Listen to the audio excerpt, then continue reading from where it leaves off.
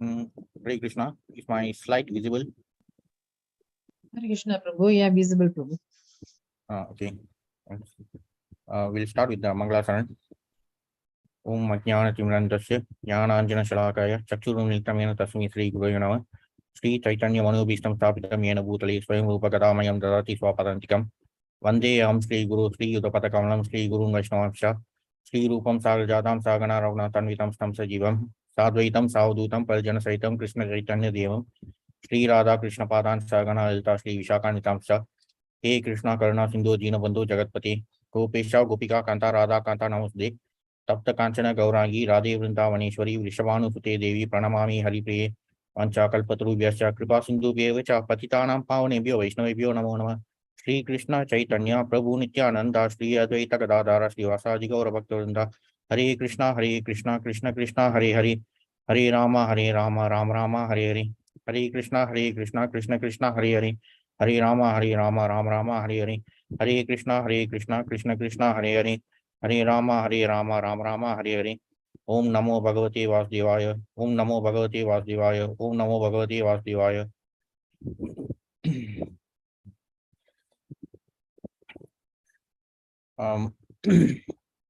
So today is the continuation from last week's session. So today is the part 2 of last week on Īśāvāsyam. So just a quick recap.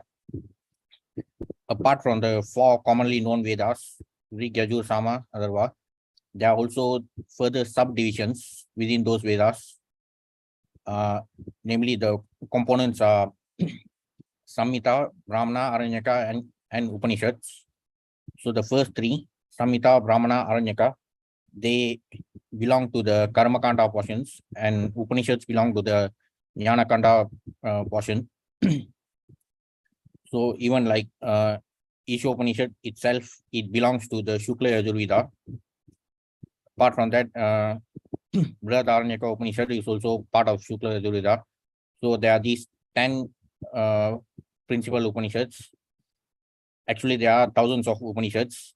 Out of those thousands, there are 108. Then out of 108, these 10 are known as the most important ones. And we are actually focusing on Īśāvāsyam. So the purpose of this session is to, apart from studying about Īśāvāsyam, we'll also be looking at how Īśāvāsyam is also linked to Bhagavad Gita, because in Gita Mahatmya 6, it stated that the Bhagavad Gita is the essence of all Upanishads. So we'll be looking at how this Īśāvāsyam is also linked to Bhagavad Gita. So last week we saw the first 2 sections. So today we'll be looking at section number 3 and 4. So that will cover mantras, the mantra number 3 to mantra number 7.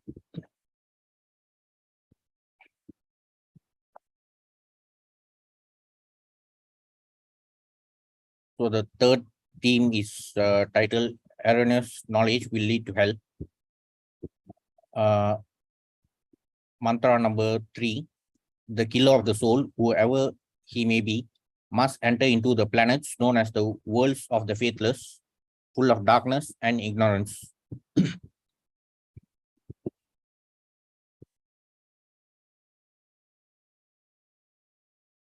Being blessed with the human life, we have additional responsibilities, especially when it comes to God consciousness.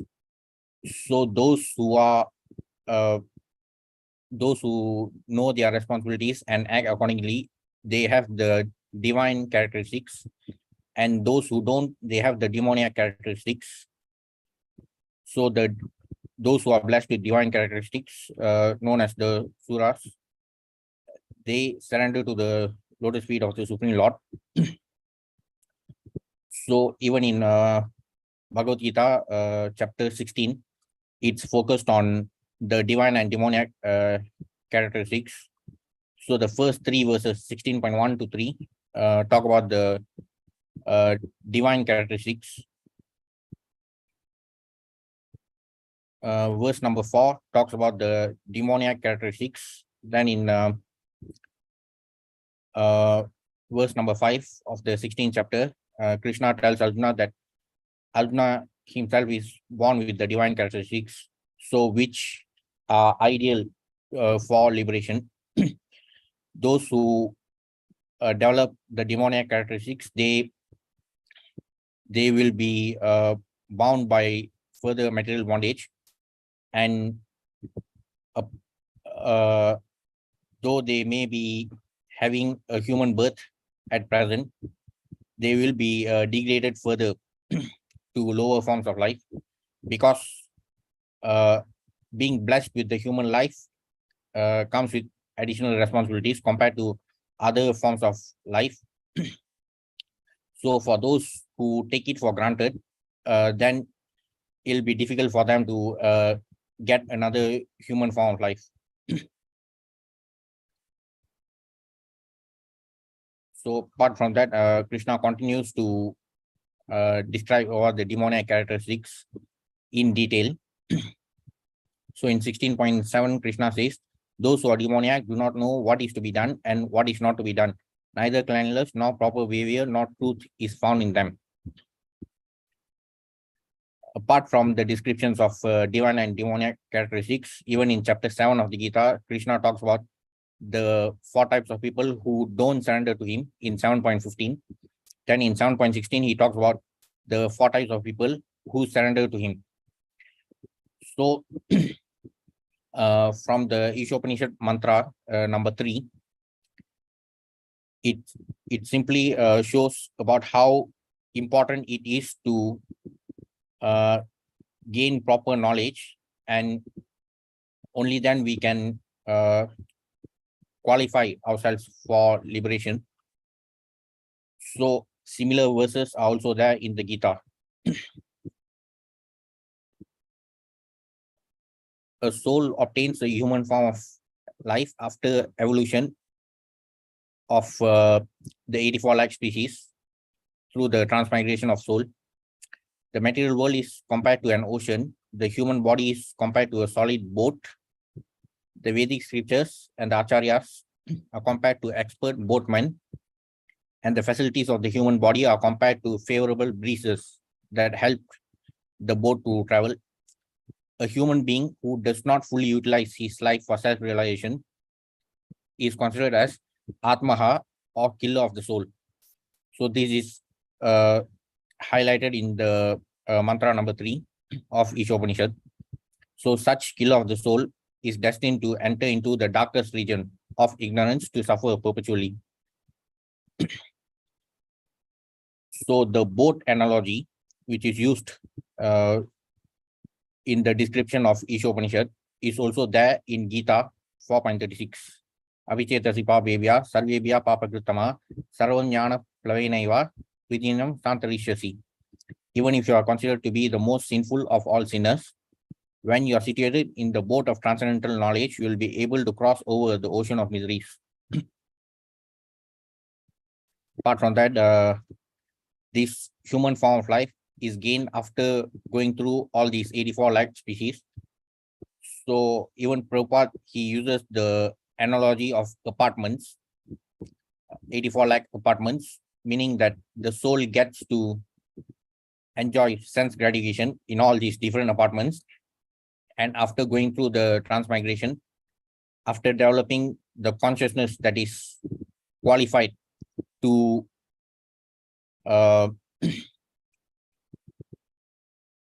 that is suitable for Brahma Jignasa, then the soul gains the human form of life. But if we look at it from the analogy of apartments, this human body is like a very prestigious apartment. So only those who are qualified will get it. And for those who do not appreciate it and those who do not use it properly, it's very unlikely that they might get it again.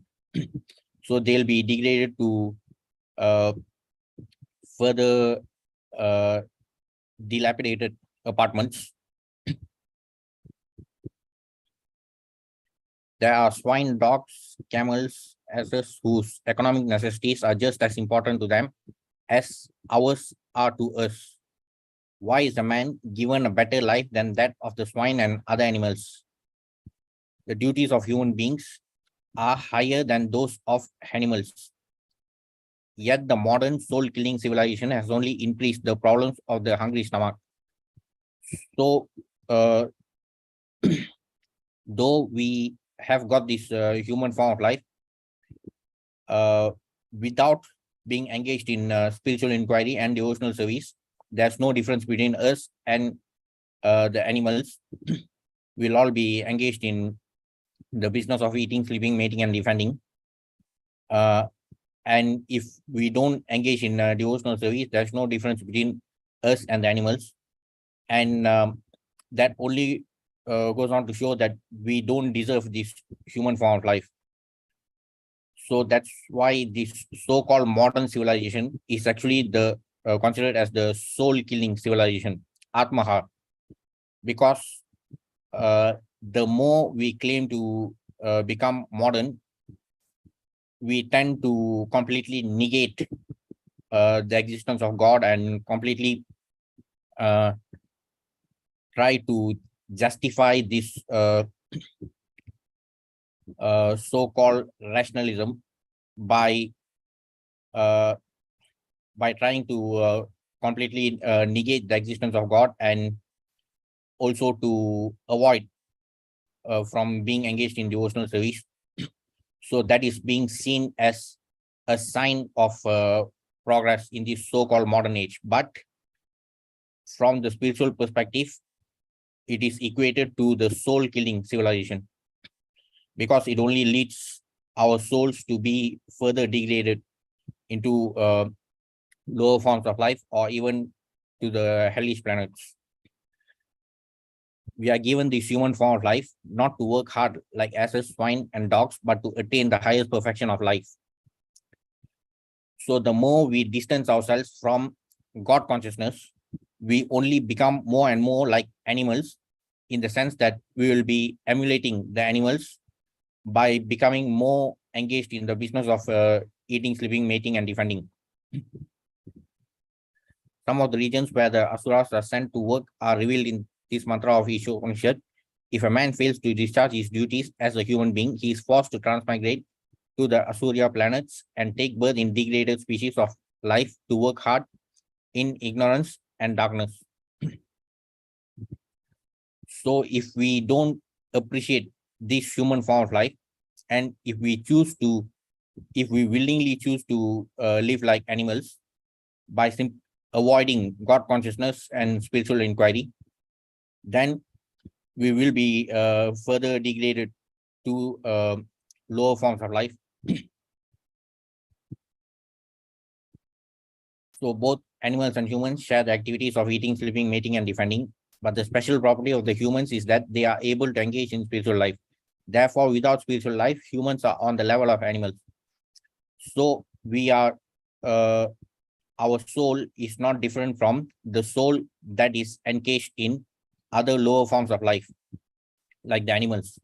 But if we do not realize our actual responsibility of developing God consciousness and to be engaged in devotional service, then we are only showing that we do not deserve this human body. We do not deserve this prestigious apartment. So in that case, there's no chance for us to get this same apartment again. So that's why it is important to really make use of what we have right now to completely get rid of all this material bondage.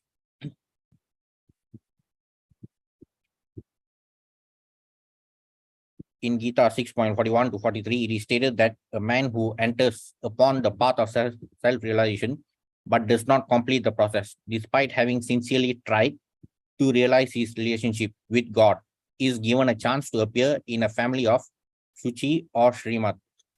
The word Shuchi indicates a spiritually advanced Brahmana, and Srimad indicates a Vaishya. the person who fails to achieve self-realization is given a better chance in his next life due to his sincere efforts in this life. By simply attempting to realize God, one is guaranteed birth in a wealthy or aristocratic family, but those who do not even make an attempt must enter into the darkest region of hell, as confirmed throughout the Vedic literature. So if we don't appreciate the human form of life that we have obtained, we don't even get any second chance. Because at least even if we do not engage in full devotional service, if we are not able to complete our spiritual journey, there is a possibility of being blessed with another human form of life in the family of an advanced Brahmana, or even in the family of even a wealthy family, as mentioned in Gita 6.41 to 43. But even that is guaranteed only if we make the attempt in this present life. So even if we don't succeed fully, we still get a second chance. But for those who simply don't want to be engaged at all by using atheism or rationalism as an excuse to completely deny the existence of God, so such people must enter into the darkest regions of hell, because they are leading the life of Atmaha, or they are being the killer of the soul. So in Gita 6.41, it stated the unsuccessful yogi, after many years of enjoyment on the planets of the pious living entities, is born into a family of righteous people or into a family of rich aristocracy. Or if unsuccessful, after long practice of yoga, he takes his birth in a family of transcendentalists who are surely great in wisdom. Certainly, such a birth is rare in this world. So, apart from being blessed with another human form of life, we'll also be given the proper facilities, because being born in the family of Brahmana itself would help to, it may help to cultivate God consciousness from a very young age. I'm saying it may help because we are now in Kali Yuga. So simply by being born in a Brahmana family does not guarantee everything, though the possibility is higher, but there's no guarantee, because even in this Kali Yuga, many people who claim to be Brahmanas, they don't even know the meaning of a Brahmana. They simply say that they are born in a Brahmana family, so they identify themselves as Brahmanas. But in terms of their qualities and behavior, that has got nothing to do with the quality of a Brahmana. On taking such a birth, he revives the divine consciousness of his previous life, and he again tries to make further progress in order to achieve complete success. So in order to be blessed with another human form of life with all these ideal facilities, we should at least prove that we are sincere in our attempts.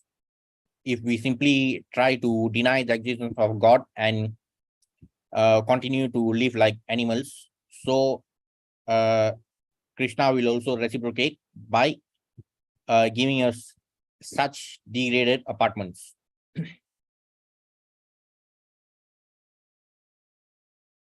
Such materialistic asuras sometimes make a show of religion, but their ultimate aim is material prosperity. In the purport of Gita 7.16, in one of the paragraphs, Prabhupada mentions that spiritual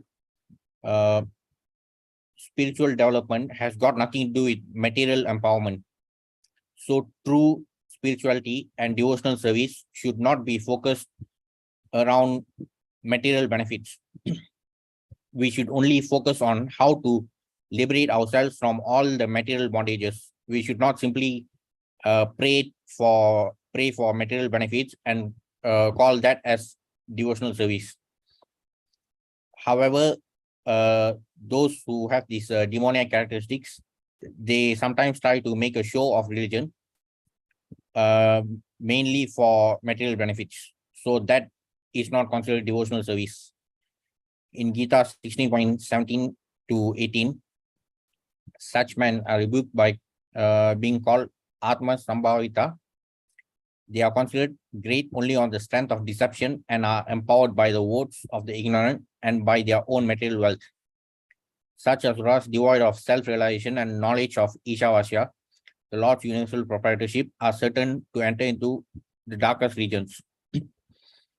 Such people with demoniac characteristics who are completely obsessed with material benefits, they only make a show of performing devotional service to accumulate further material wealth, to the point where they try to claim the position of God himself, as it has been done by demons like Hiranyakashipu and Ravana. So such people with demoniac characteristics, they do not realize the Īśāvāsyam principle.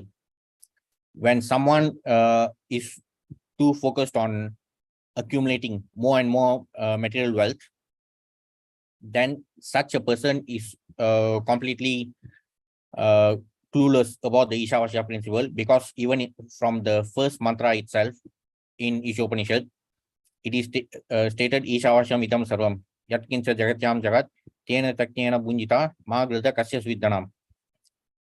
Everything that exists belongs to the Supreme Lord, and therefore we must realize that Īśāvāsyam principle and utilize only our quota. But people who have these demoniac characteristics, they are simply focused on accumulating more and more material wealth. And for them, this their so-called devotional service is only a tool to show that it is more like a show bottle devotional service. But their actual aim is to gain only material benefits. But such actions will only further entangle us into these material bondages. So such demoniac personalities will only be further degraded to the darkest regions. The conclusion is that as human beings, we are meant not simply for solving economic problems, but for solving all the problems of the material life into which we have been placed by the laws of nature. So it is completely unwise for any person to go and pray for material necessities, because the wisest thing to do is to first inquire, why are we being put into this endless cycle of Janma Mrityu Jara Vyadhi? We are having, whether it's problems related to material wealth or any other problems in life, we are facing all these problems only because we are being trapped here. So first we have to inquire why and how did we get into this Dukkalayam in the first place. So that should be the first step, rather than praying for material benefits. So that will not be the proper solution. We have to really identify the root cause of our problems. The root cause is due to our material bondage. So as long as we are trapped in this cycle of Janma Mrityu Jara Vyadhi, we will still be having the same bread and butter kind of problems, even when we are encaged in the animal bodies. So simply praying for material benefits is not going to solve our problems. We have to pray to Krishna to liberate us from all these material bondages. So in Gita 16.17, it's mentioned about the demoniac personalities who make a show of devotional service, Atma Sambhavita, self-complacent and always impudent, deluded by wealth and false prestige. They sometimes proudly perform sacrifices in name only, without following any rules or regulations. Dambena Vidhi Purvakam. They do not follow the vidhis, the rules or regulations, simply for the sake of display of their so-called devotional service. Bewildered by false ego, strength, pride, lust, and anger, the demons become envious of the Supreme Personality of Godhead, who is situated in their own bodies and in the bodies of others, and blaspheme against the real religion. So this is clearly referring to the extreme level of the demoniac quality. When it reaches such an extreme level, then the demons like Hiranyakashipu and Ravana will be unleashed, only to be killed, only to be killed by the Supreme Lord.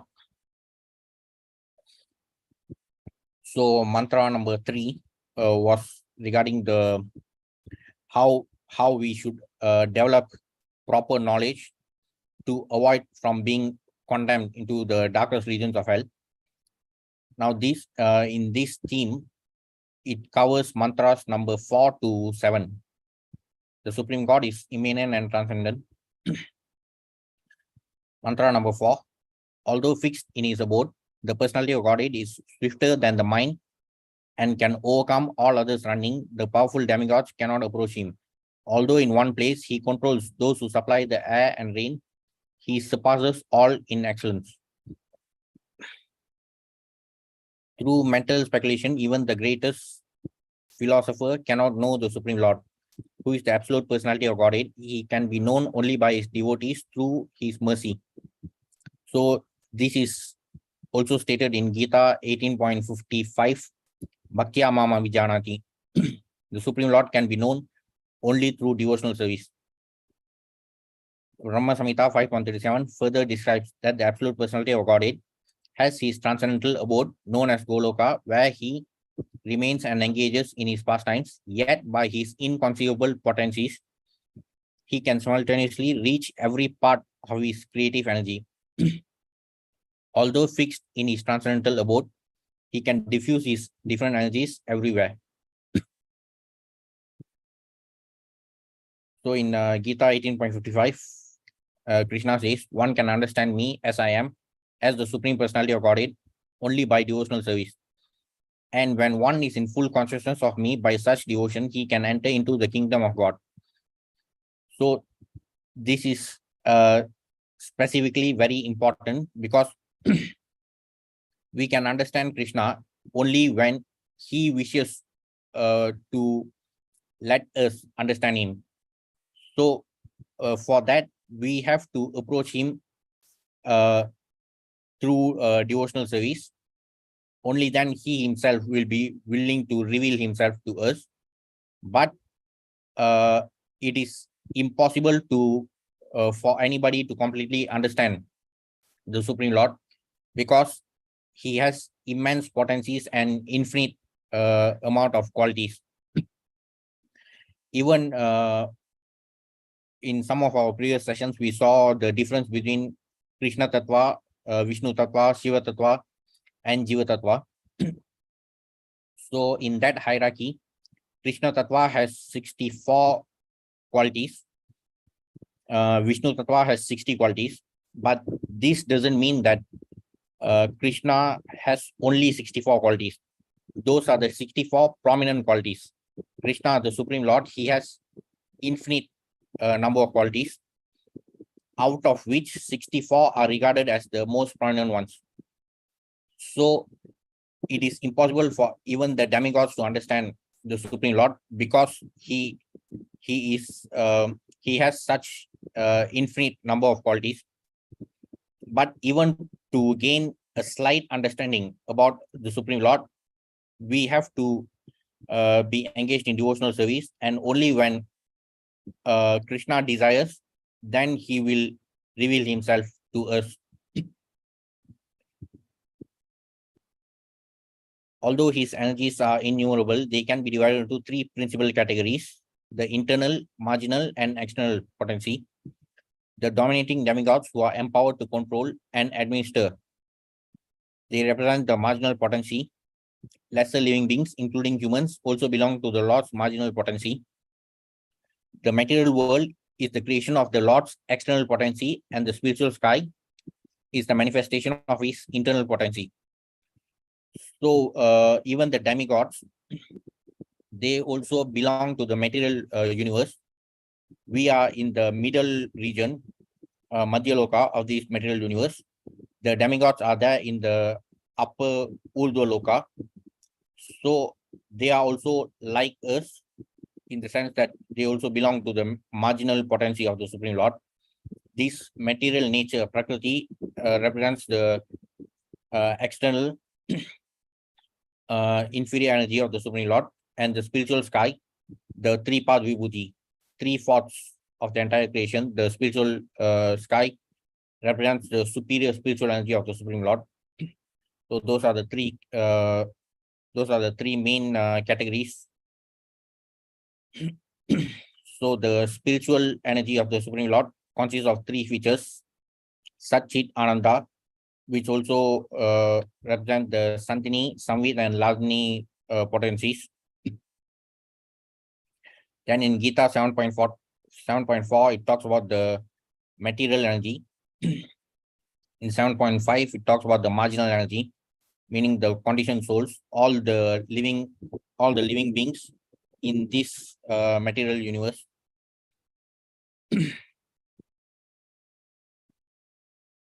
One should not mistake these energies for the Supreme Truth, nor should one wrongly consider that the Supreme Lord is distributed everywhere impersonally, or that he loses his personal existence. The Supreme Lord is not subject to our limited capacity for understanding. It is for this reason that the Upanishads warn us that no one can approach the Lord by his own limited potency. The Bhagavad Gita 10.2, the Lord says that not even the great rishis and suras can know him. And what to speak of the asuras, for whom there's no question of understanding the ways of the Lord. So that is the problem with the asuras. They are so foolish that they tend to ask for boons from the exalted devotees of the Supreme Lord to defeat the Supreme Lord. This fourth mantra of Īśāvāsyam very clearly suggests that the absolute truth is ultimately the absolute person. Otherwise, there would have been no need to mention so many details in support of his personal features. So from the Upanishads and also from the Gita, there are more than enough evidences which support the notion of the personality of Godhead. The Supreme Lord is the Supreme Personality. It's just that he also has his impersonal features or partial features, like the impersonal Brahmajyoti. So the topmost component in the hierarchy is the personal feature, out of which the impersonal features emanate. However, the impersonalist school of thought, in that school of thought, they propagate this, the idea of the exact opposite. 10.2, neither the hosts of demigods nor the great sages know my origin or opulences, for in every respect, I am the source of the demigods and sages. There are also some descriptions in Keno Upanishad where there are descriptions regarding Agni, Vayu, and Indradev. They meet this, they actually meet the Supreme Lord, who disguised himself in the form of a yaksha, but they are unable to recognize him. Then it was actually revealed by Uma, the wife of Shiva, that yaksha was actually the Supreme Lord who was in disguise. So similarly, even in the pastime of Krishna, there are these pastimes where Brahmadev was Brahmadev could not recognize Krishna, and the same happened with Indra.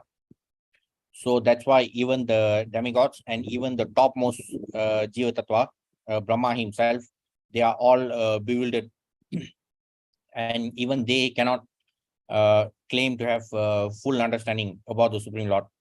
Also, in the same Kena Upanishad, there are also descriptions by Brahma, where he himself says that even he cannot understand the complete attributes of the Supreme Lord, because the Supreme Lord is full of infinite number of qualities, and therefore it is impossible for anybody to understand him in full.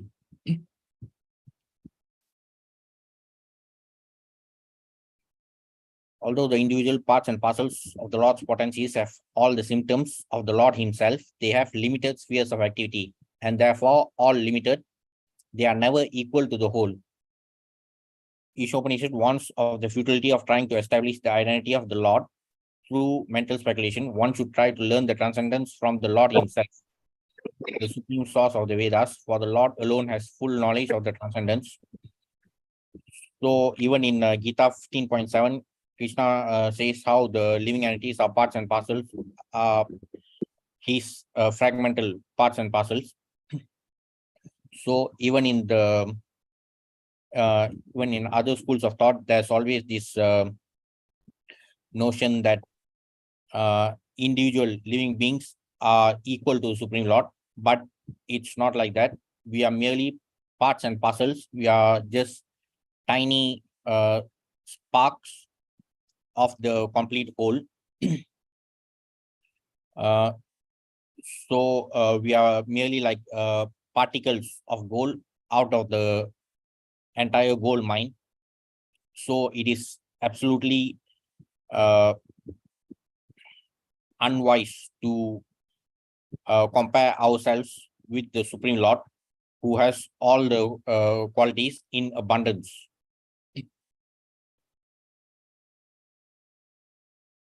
So in Gita 7.12, Krishna says, know that all states of being, be they of goodness, passion, or ignorance, are manifested by my energy. I am in one sense everything, but I am independent. I am not under the modes of material nature, for they, on the contrary, are within me. So we as living beings, especially as conditioned souls in this material world, we are bewildered by the three modes of material nature. But the modes of material nature, they actually originate from the Supreme Lord. They are byproducts of the Lord's material energy. So we are being puppeteered by the three modes of material nature. So how can we claim to be equal to the Supreme Lord? Deluded by the three modes, the whole world does not know me, who am above the modes and inexhaustible. So that's why sometimes there are people who tend to think that they are equal to Supreme Lord. That is also due to this delusion by the three modes. And there are also people who tend to deny the existence of God and attribute everything to nature, because they cannot think beyond the material nature, and they are not able to recognize the source of material nature. So that is also due to the delusion by the three modes. When the part and parcel living entity forgets his particular activities under the Lord's will, he is considered to be in Maya illusion. Because he is part and parcel of the Lord, he must partake of the initiative of the Lord as well. When a person properly utilizes his initiative or active nature with intelligence, understanding that everything is the Lord's potency, he can revive his original consciousness, which was lost due to association with Maya, the external energy. So this is what is required, and this is what will qualify us to liberate ourselves from all our material bondage. We have to recognize our actual position as parts and parcels of the Supreme Lord and work according to the Īśāvāsyam principle. So in mantra number 1 of Īśāvāsyam, it talks about the Īśāvāsyam principle. And in the second mantra itself, it talks about the importance of working according to the Īśāvāsyam principle. So that's how we can completely liberate ourselves from material bondage. So this clearly establishes the fact that being engaged in devotional service is not it's not a form of escapism. Actually, being engaged in devotional service comes with a lot more responsibilities. Like if there are student devotees, they have the additional responsibility to show that they can excel further in their studies. So even by being engaged in devotional service, we still have to perform all our material duties according to the Īśāvāsyam principle to please the Supreme Lord. So that's why in Gita 9.27 also Krishna says, Yat karosi yat asnasi yat juosi dadasi yat tapasyasi kaunteya tat kuru samadarpanam. So this itself is the key which guarantees that we can liberate ourselves from all our material bondages.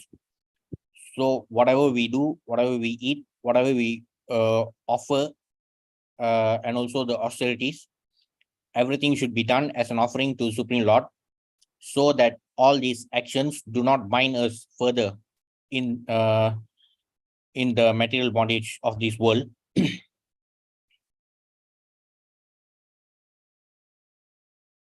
All power is obtained from the Lord. Therefore, each particular power must be utilized to execute the will of the Lord and not otherwise. Perfect knowledge means knowing the Lord in all his features, knowing his potencies, and knowing how these potencies work by his will.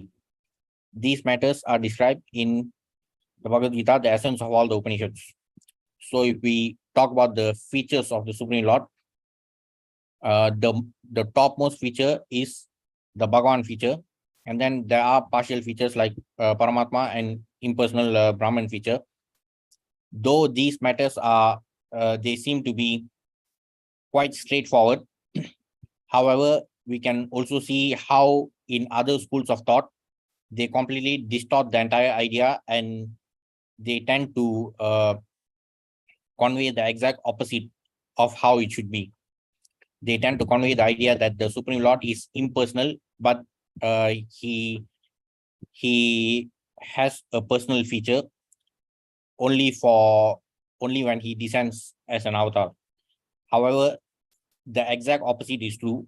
The Supreme Lord is complete in his Bhagavan feature as the topmost feature, and the impersonal Brahmajyoti feature is merely the partial feature. And also regarding the potencies, we saw how the different types of energies are at work. So the Supreme Lord himself is the source of all the different types of energies. Now regarding the actions, it is stated here that all power is obtained from the Supreme Lord. So we ourselves, we are also able to perform our work only due to the mercy of the Supreme Lord. Because in Gita 18.14, it is Krishna says, Adhisthanam tata karta karanam cha pratak vidam vividas cha pratak chesta devam saivalta panjamam. This talks about the 5 factors of action: the place of action, the performer, the various senses, the many different kinds of endeavor, and ultimately the super soul. These are the 5 factors of action. So if we look at every factor, it is related to the Supreme Lord. For example, the body, this material body was also, it is the product of material nature with the senses. So it all came from the combination of the 24 material elements. The performer here refers to the spirit soul, Jivatma. So even we as spirit souls, we are not independent. We are also part and parcel of the Supreme Lord. So even we ourselves, the material body and the senses also come from material nature, which is nothing but a byproduct of the material energy of the Supreme Lord. And we ourselves as spirit souls, we also belong to the marginal energy of the Supreme Lord. Though originally we belong to the superior spiritual energy, but due to conditioning, we are trapped in this marginal energy.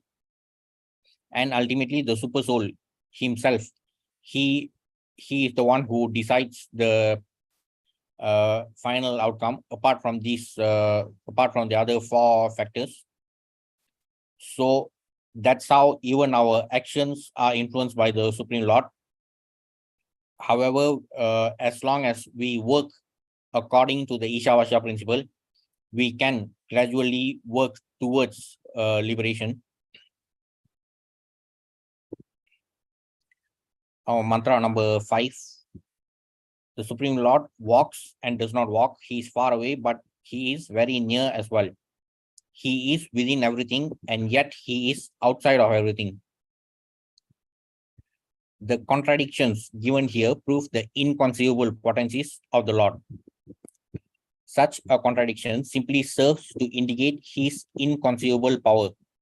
With our limited fund of knowledge, we cannot accommodate such contradictions. So this is why there are so many misconceptions regarding the notion of God himself. In fact, in the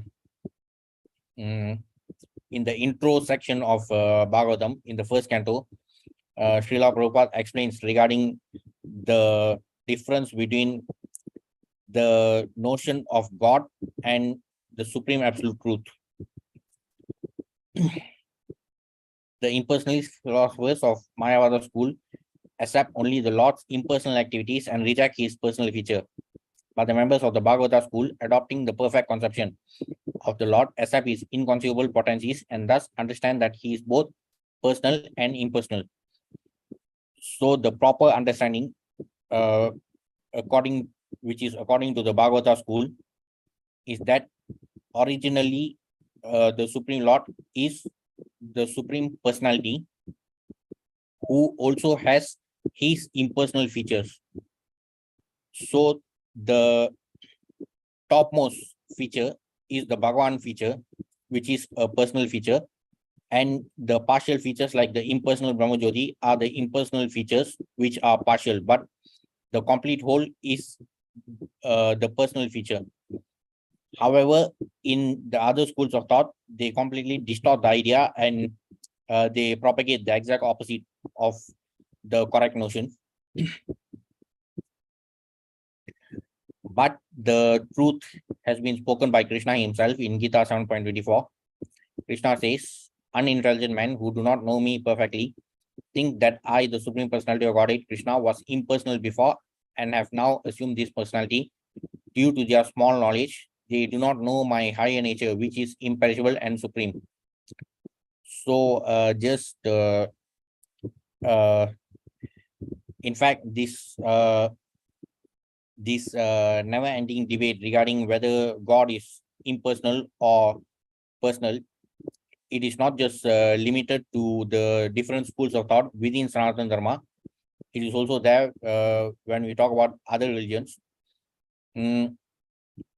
But even in one of our sessions, which was conducted in February, titled Bhagavad Gita and Tirukkural, even in that session, we saw that the first chapter of Tirukkural, which deals with Kadavul Valthi, in that chapter, in almost all the Kurals, it talks about the lotus feet of the Supreme Lord. Now, there are many attempts by so many other religions and even the atheists. They are trying to appropriate Tirukkural as their own property. But even those who claim that God is impersonal, if they are trying to appropriate Tirukural as their own property, in the first chapter itself, almost all the Kurals talk about the lotus feet of the Supreme Lord. So if other schools of thought or other religions who talk about the impersonal feature of the Lord, if they claim that Tirukural is theirs, then how is it that there are so many descriptions about the lotus feet of the Lord in the first chapter itself? So apart from Vedic literature, even many of our Tamil literatures also confirm the notion of the personality of Godhead.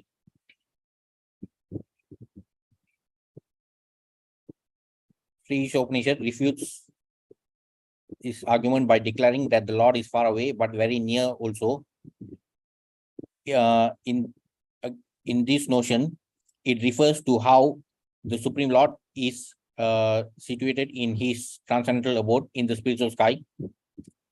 So in that sense, he is far away, but he is also very near to us in the sense that he resides within our hearts as the localized Paramatma expansion. So regarding the Supreme Abode, there are descriptions from Gita 8.21 and 15.6. That which the Vedantis describe as unmanifest and infallible, that which is known as the supreme destination, that place from which, having attained it, one never returns, that is my supreme abode. That supreme abode of mine is not illumined by the sun or moon, nor by fire or electricity. Those who reach it never return to this material world. So that is regarding the supreme abode of the Lord in the spiritual sky. So in that sense, he is far away, but he is also present in our hearts as the super soul, as mentioned by Krishna in 15.15, and seated in everyone's heart. Also in 18.61, Ishvara Sarvabhutanam Siddheshe Junatrishtati. The Supreme Lord is situated in everyone's heart, O Arjuna, and is directing the wanderings of all living entities who are seated as on a machine made of the material energy. So the Supreme Lord is far away in the sense that he also resides there in his transcendental abode in the spiritual sky. At the same time, he is also very near to us, not just to us, to all living entities, as the Paramatma expansion in our hearts. In Gita 9.11, where he says that the foolish deride him, considering him a mortal being. He is not a mortal being, nor does he come before us with a body produced of material nature. So when the Supreme Lord incarnates and descends to the material world, he actually descends through his transcendental body. So that's why even when Lord Krishna departed from this material world, he was 125 years old, but still he was able to maintain his youthful looks. So that is the difference between the Supreme Lord's transcendental body and our material body. So in 9.11, Krishna says, Avajanati Mamura, Manushim Tanunastam, Parambhavam Majananto, Mamabhuta Maheshwaram. Fools deride me when I descend in the human form. They do not know my transcendental nature as the Supreme Lord of all that be. So in 9.11, Krishna talks about the wrong understanding. In 4.9, Krishna says, one who knows the transcendental nature of my appearance and activities does not, upon leaving the body, take his birth again in this material world, but attains my eternal abode, O Arjuna. So this is also another validation about the importance of gaining right knowledge. We should always gain the right knowledge and avoid wrong knowledge, because if we are even if we unknowingly gain wrong knowledge, it will only condemn us to the darkest regions of hell, as seen in mantra number 3. So that's why it is important to gain the right knowledge so that we can liberate ourselves from this material world. Because he is full of inconceivable potencies, God can accept our service through any sort of medium, and he can convert his different potencies according to his own will. So the distinction which we saw about the Supreme Lord's energies, like the spiritual, marginal, and material energy, all those distinctions are only relevant to us, but for him, he can exploit all those energies and transform them as he wishes, because he is the source of all those energies.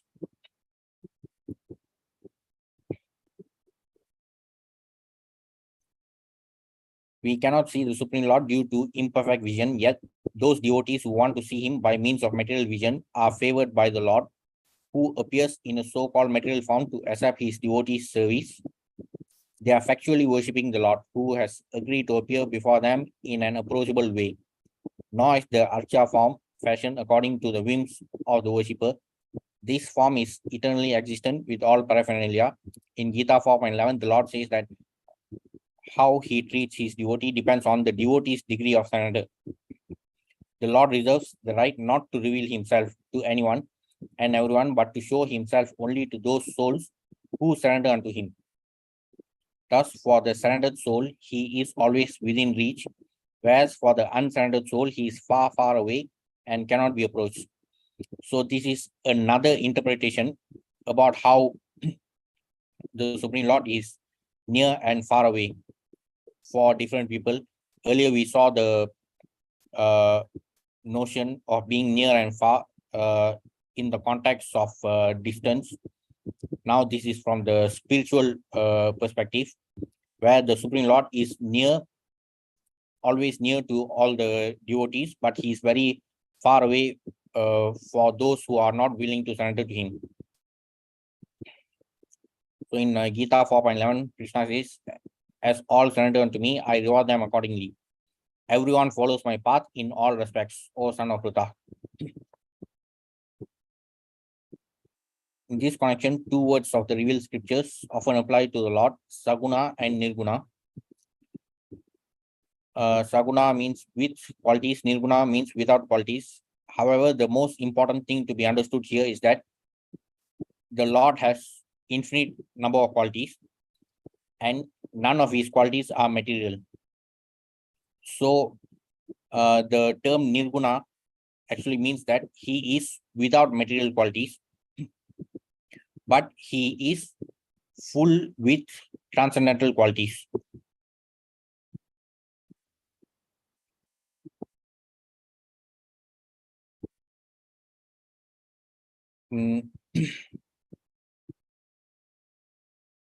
So the material energy works according to his direction. Therefore, he can use that energy for his purposes without ever being influenced by any of the qualities of that energy. So all the qualities of the Supreme Lord are transcendental, and this so-called material energy is merely a byproduct of all his transcendental qualities. So since the material energy itself emanates from him, he is able to exploit and transform it, and he is able to direct the material energy to work according to his wish. So that's what Krishna says in 9.10. Maya Dakshena Prakriti Suyate Sacharasaram Hetunayana Kaunteya Jagat Viparivaltate. This material nature, which is one of my energies, is working under my direction, O son of Kunti, producing all moving and non-moving beings. Under its rule, this manifestation is created and annihilated again and again. So even in our Tuesday session on Bhagavatam, we saw regarding the Purusha avatars about how the material universes are created when Mahavishnu exhales in his Yoga Nidra. So everything happens according to the will of the Supreme Lord. So even the spiritual world, which is the three-path vibhuti, 3/4 of his entire energy, that itself is subject to him. So this material nature, which is only 1/4, is even more inferior. And apart from that, in Gita 14.27, Krishna says, I am the basis of the impersonal Brahman, which is immortal, imperishable, and eternal, and is the constitutional position of ultimate happiness. So the impersonal Brahmajyoti feature is actually a partial feature or a component of the original personality of Godhead, who is personal. So the complete whole is personal. Only his impersonal Brahmajyoti feature, that feature is impersonal, not the other way around. The Lord is within everything, and he creates everything by his different energies. Through his inconceivable powers, he can appear at any place in order to favor his sincere devotee. Lord Narasimha appeared from within the pillar, not by the order of the atheist king, but by the wish of his devotee Prahlad.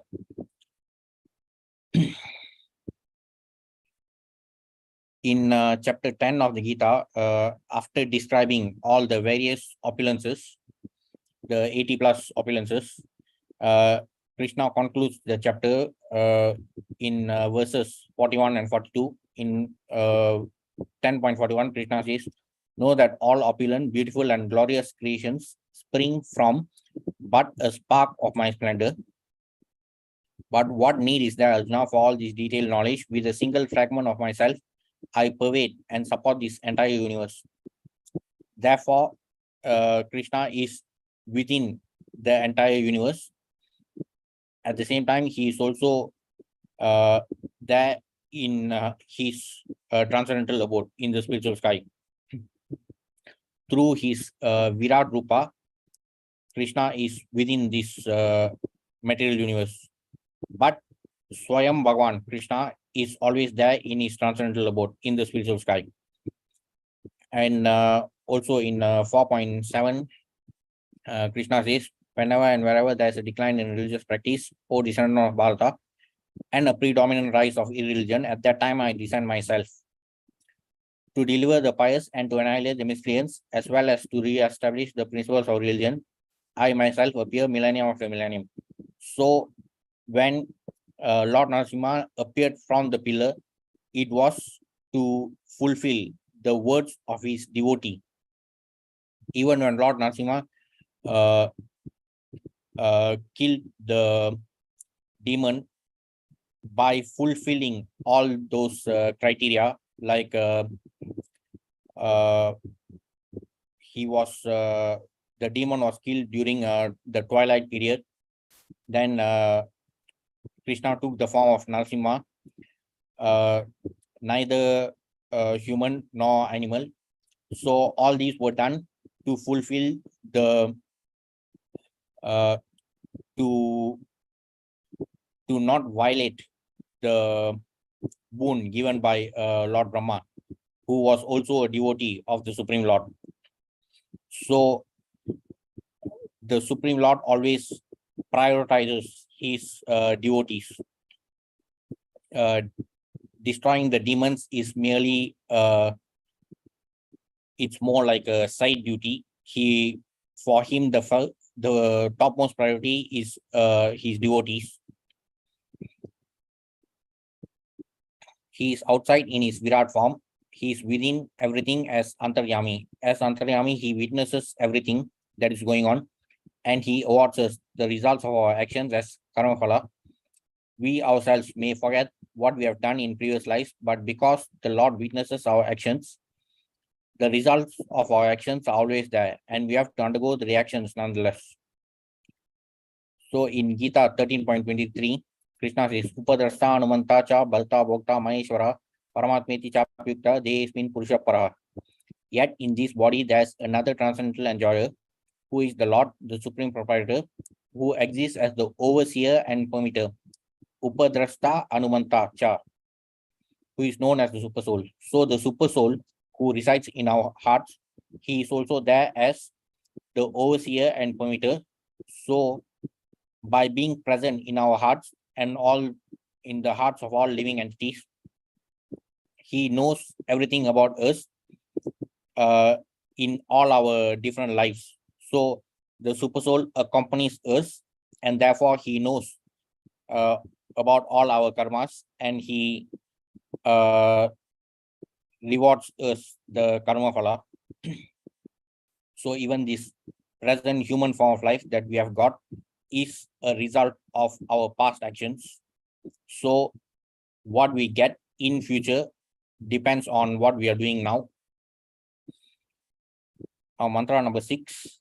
He who systematically sees everything in relation to the Supreme Lord, who sees all living entities as his parts and parcels, and who sees the Supreme Lord within everything, never hates anything or any being.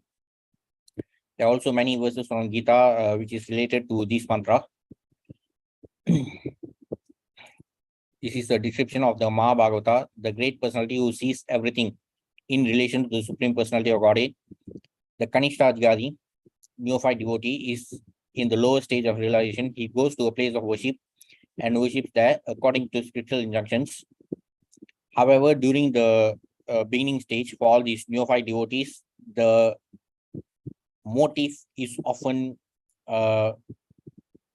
based on material benefits.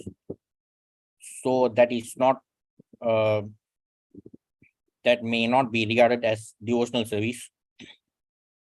However, since these Kanishthadhikaris, for them to surrender to the Supreme Lord, even for material benefits, is a good start. Because in Gita 7.16, Krishna says, Chaturvida Bhajanti Imam Jana Kirtan Arjuna, Arto Jiknyasu Ratati Jnani Cha Bharatarshava. O best among the Bharatas, 4 kinds of pious men begin to render devotional service unto me: the distressed, the desire of wealth, the inquisitive, and he who is searching for knowledge of the Absolute. Of these, the one who is in full knowledge and who is always engaged in pure devotional service is the best, for I am very dear to him and he is dear to me. So Krishna appreciates all 4 categories of the people who surrender to him. However, he is stating that the Jnani is the dearmost. All these devotees are undoubtedly magnanimous souls, but he who is situated in knowledge of me, I consider to be just like my own self. Being engaged in my transcendental service, he is sure to attain me, the highest and most perfect goal. So this is why being a Jnani is more important out of the 4 categories of people who surrender, because merely praying to Krishna for material benefits is not going to solve our problems. Only the Jnani knows the root cause of all the problems. We are suffering in this Dukkalayam due to this material bondage. So we have to know the root cause and work towards the solution that will liberate us from all this material bondage and the cycle of Janma Mrityu Jara Vyadhi. So that's why it is important to be a Jnani and not to simply worship Krishna for material benefits. Even for those who pray to Krishna out of distress, even such people will tend to forget Krishna once their distress is over. But for those who are inquisitive, that is quite a good start, because ultimately there are higher chances for them to become Jnanis who are the dearmost to Krishna. For example, Vyasadeva himself, he received so many instructions from his spiritual master Narada Muni, and even Sutta Goswami, who spoke Srimad Bhagavatam to the sages of Naimisaranya, was actually sitting on the banks of Ganga when the conversation between Sukadeva Goswami and Parikshit Maharaj was going on. Sutta Goswami was sitting there as an inquisitive person. So he became the Jnani who could impart the knowledge to the sages of Naimisaranya.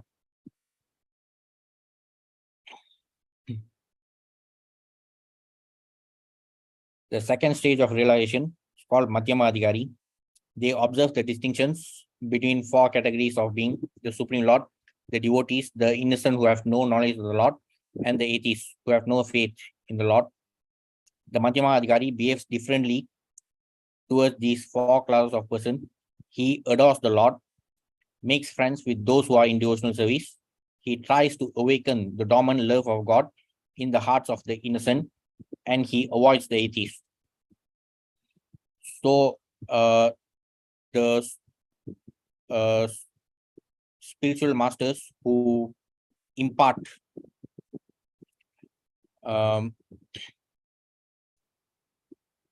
those who impart knowledge about the Supreme Lord to us, they are the Madhyama Adhikaris who try to awaken the dormant love of God in the hearts of the innocent. So that's why even in Gita, Krishna talks about the importance of approaching a spiritual master to gain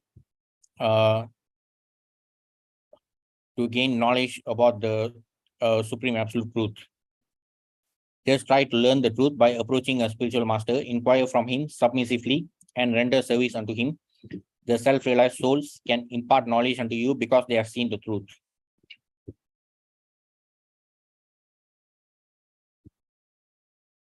Above the Madhyama Adhikari is the Uttama Adhikari, who sees everything in relation to the Supreme Lord.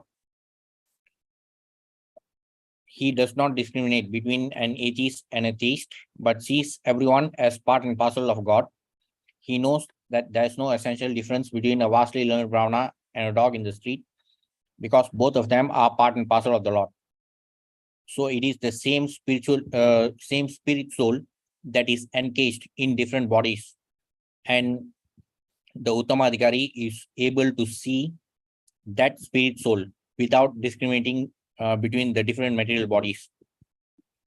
He sees that the Brahmana particle of the Supreme Lord has not misused his little independence given to him by the Lord, and the dog particle has misused his independence and is therefore being punished by the laws of nature by being encased in the form of a dog. The Uttama Adhikari tries to do good to both.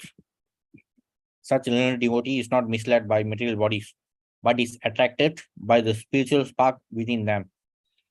So the spirit soul that is encased within our body and the body of animals is not different. We are all spirit souls. It's just that we have got different material bodies. So it is entirely up to us how we are going to make use of this precious human body.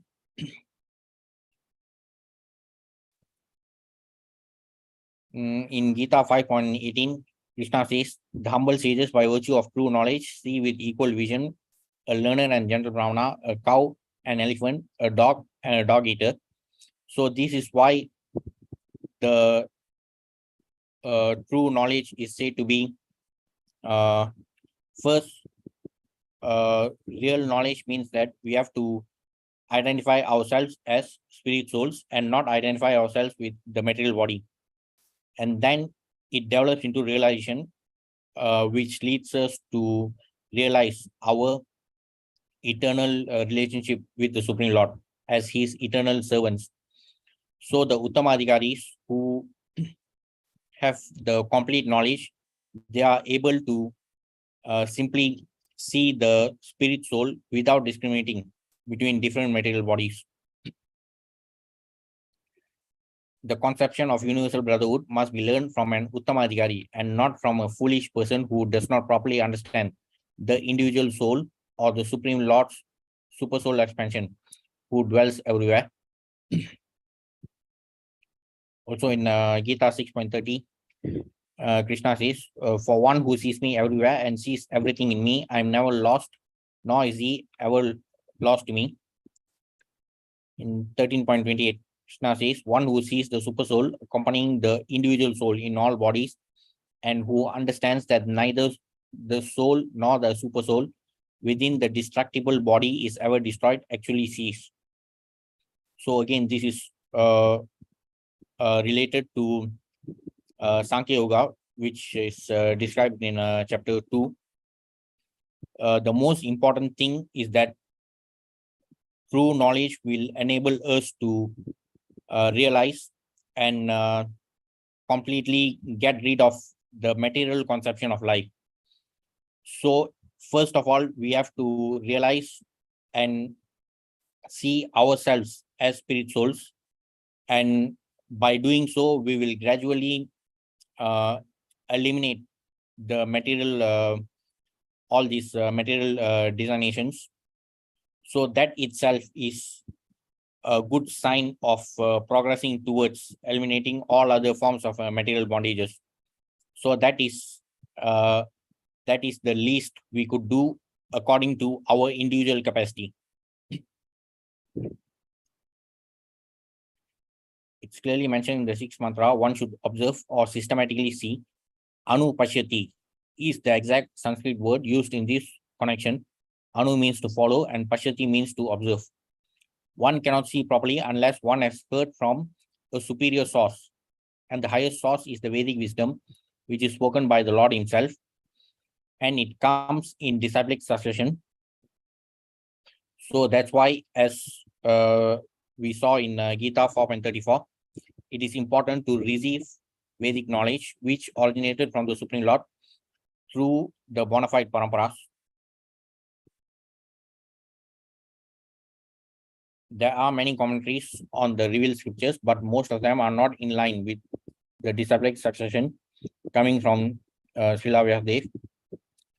The final, most perfect and sublime work by Srila Vyasadeva is Srimad Bhagavatam, which is the natural commentary on the Vedanta Sutra.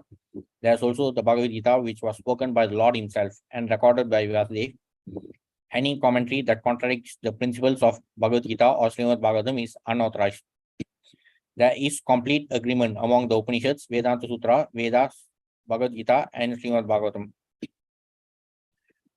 So through these sessions, today's session and also from the previous session, we'll be having a total of 4 sessions for this Īśāvāsyam. But my main focus is also to show how the essence of Īśāvāsyam itself is related to the Gita, because whether it is the Upanishads, the Vedanta Sutras, the Gita or Bhagavatam, they are all related because they all deal with the same subject matter regarding the Supreme Lord. So just because there are many scriptures in our Sanatana Dharma, it doesn't mean that they all deal with different subject matters. They all deal with the same subject matter about the Supreme Lord. It's just that they have been composed differently over the different yugas. So like the Upanishads are often very cryptic and encoded as confidential knowledge, but Krishna has been very merciful because he has compressed the entire essence of the knowledge of Upanishads in the form of Bhagavad Gita.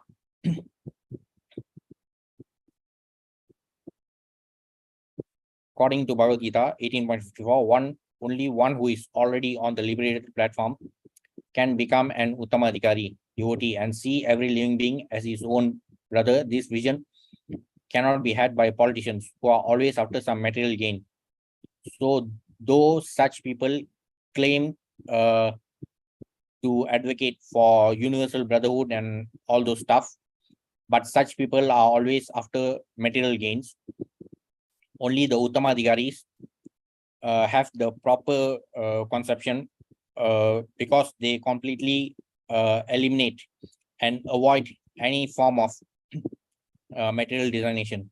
So they develop the vision to see all living beings as spirit souls by completely eliminating the material designations. But the politicians who talk about universal brotherhood, they use that as a rhetoric to further their materialistic agenda. So that is the difference between the politicians and Uttamadhikaris. In 18.54, Krishna says, one who is thus transcendently situated in the Brahmabhuta stage, he never laments or desires to have anything, he is equally disposed toward every living entity. So this is the vision developed by the Uttamadhikaris, where they are able to see all living entities equally by not discriminating between the different material bodies. In that state, he attains pure devotional service unto me. Now the last mantra for today. One who always sees all living entities as spiritual sparks in quality one with the Lord becomes a true knower of things. What then can be illusion or anxiety for him? So the vision developed by the Uttamadhikaris can also help to eliminate illusion through the material energy. Except for the Madhyamadhikari and Uttamadhikari, no one can correctly see the spiritual position of a living being. The living entities are qualitatively one with the Supreme Lord. The Mahabhagavata sees everything as the energy of the Supreme Lord. So being able to see all living entities as spirit souls also means that we are seeing all living beings as part and parcel of the Supreme Lord. So as mentioned by Krishna himself in Gita 15.7, Mamayamso Jivaloke Jiva Bhuta Sanatana, the living entities are my eternal fragmental parts.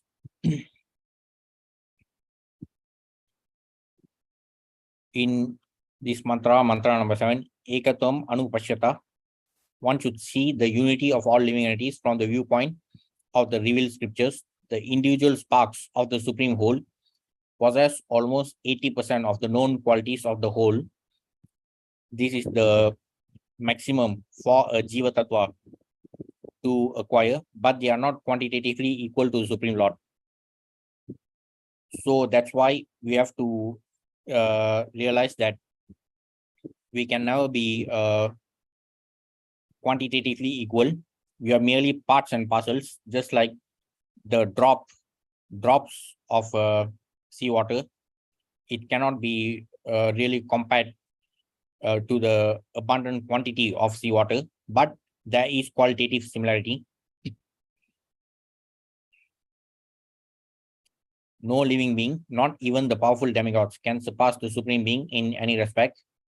Therefore, Ekatvam does not mean that a living being is equal in all respects to the Supreme Lord.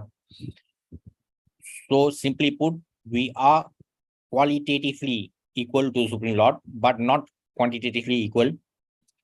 So we cannot really regard ourselves as equal to Supreme Lord.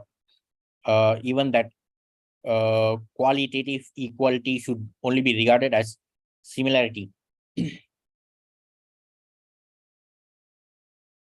Even in 10.14, Arjuna says, "O Krishna, I totally accept as truth all that you have told me. Neither the demigods nor the demons can understand your personality." So even in Keno Upanishad, Brahma says that he himself is unable to understand all the qualities of the Supreme Lord.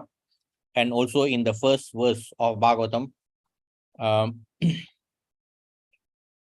it is stated that even the demigods are bewildered by the regarding the knowledge of the Supreme Lord.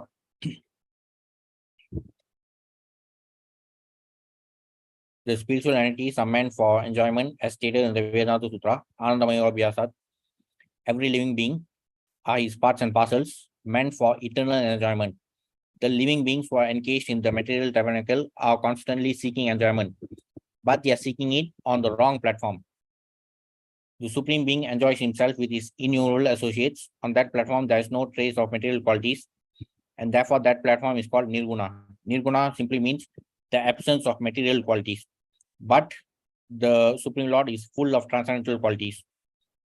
Here in the material world, there's always a clash between different individual beings, because here the proper center of enjoyment is missed.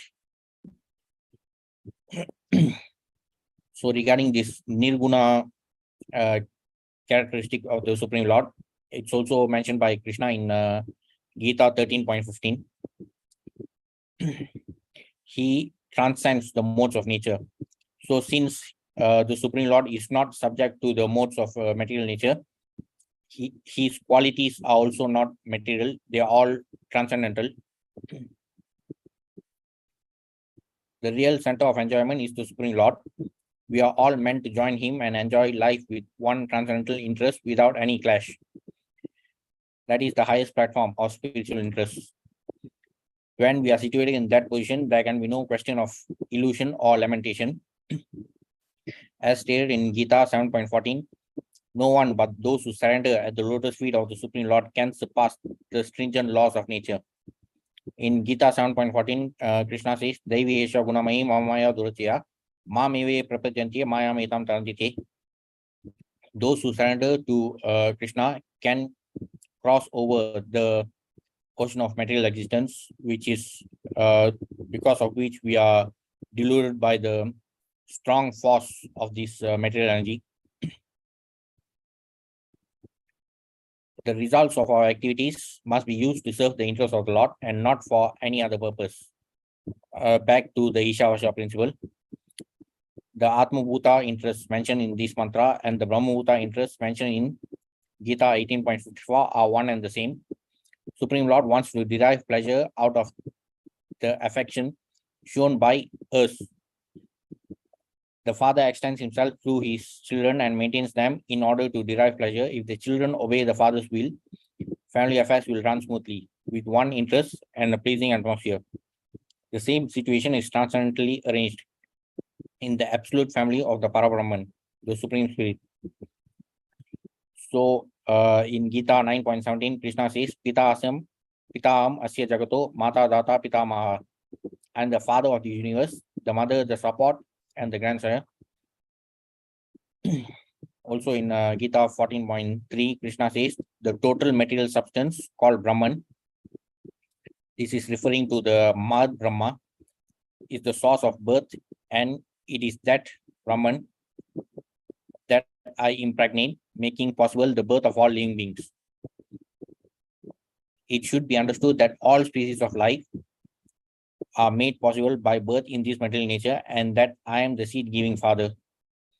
So that's why it is important for us as children of the Supreme Father to always work according to the Īśāvāsyam principle for his pleasure. The Parabrahman is as much a person as the individual entities. Neither the Lord nor the living entities are impersonal. Such transcendental personalities are full of transcendental bliss, knowledge, and life eternal. As soon as one is fully cognizant of this transcendental position, he at once surrenders unto the lotus feet of the Supreme Being. But such a Mahatma or great soul is very rarely seen, because such transcendental realization is achieved only after many, many births. So even this human form of life is obtained only after going through all the 84 lakh species. But even after gaining this human form of life, we can see that not everyone is really trying to make use of this human form of life to be engaged in devotional service. Regarding the notion of personality of Godhead, Krishna himself says in 12.2 that those who fix their minds on my personal form and are always engaged in worshipping me with great and transcendental faith are considered by me to be most perfect. This is the answer given by Krishna to Arjuna when Arjuna asked Krishna about which is better, whether worshipping the impersonal form or worshipping the personal form of Krishna.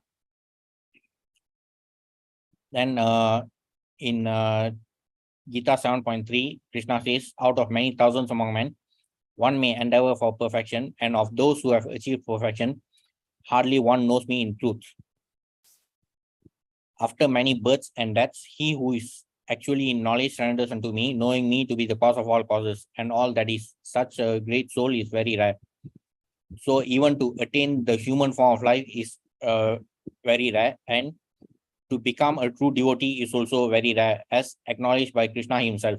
Krishna himself acknowledges that not all living beings who are blessed with the human form of life surrender to him, but even those who surrender to him do not become pure devotees. It takes so much of practice. But for us, since we have been blessed by all our acharyas with so much of access to the shastras through their sheer hard work, so the onus is on us to completely make use of everything that we have been blessed with. So it is especially important that we follow the instructions of our acharyas and be intensely engaged in our practice of Krishna consciousness so that we can go to Goloka, back to Godhead. So today we have completed the second session of this Īśāvāsyam series. So we'll be having 2 more sessions to complete the remaining mantras. So now we have completed up to mantra number 7. So there are total 18 mantras. So there'll be 2 more sessions for this Īśāvāsyam series. That's all for today. Thank you. Any questions?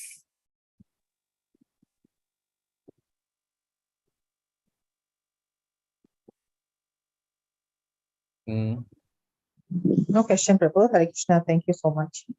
Okay, thank you. Hare Krishna.